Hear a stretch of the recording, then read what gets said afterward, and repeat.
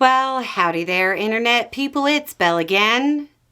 So today, we're going to talk about a message to Canadians and Trump supporters.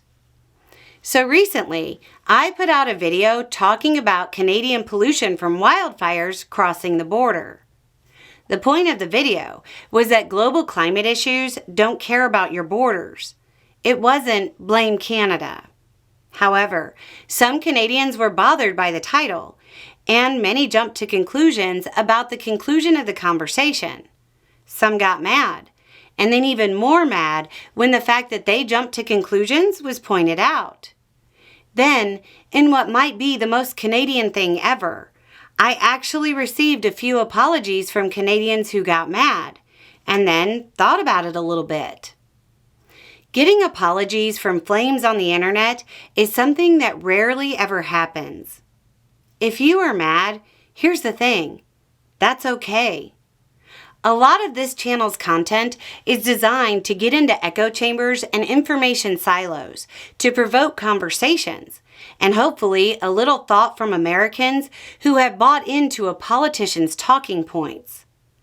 A lot of the complaints and comments about Americans that came from Canadians about that video weren't exactly wrong stereotypically.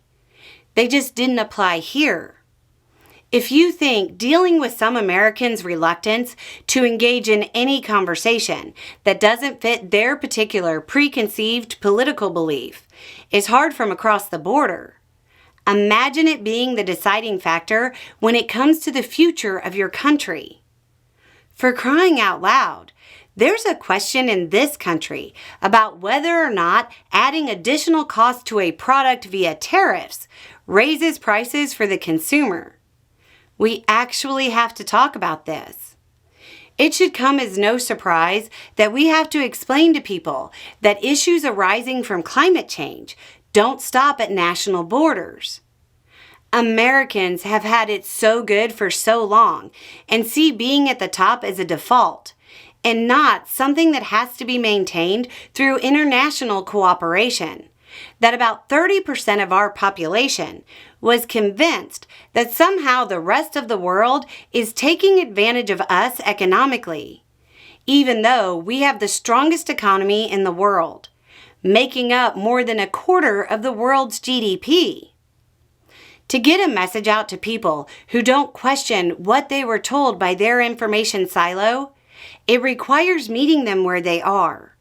In this case, in the belief that somehow Canada is to blame for wind.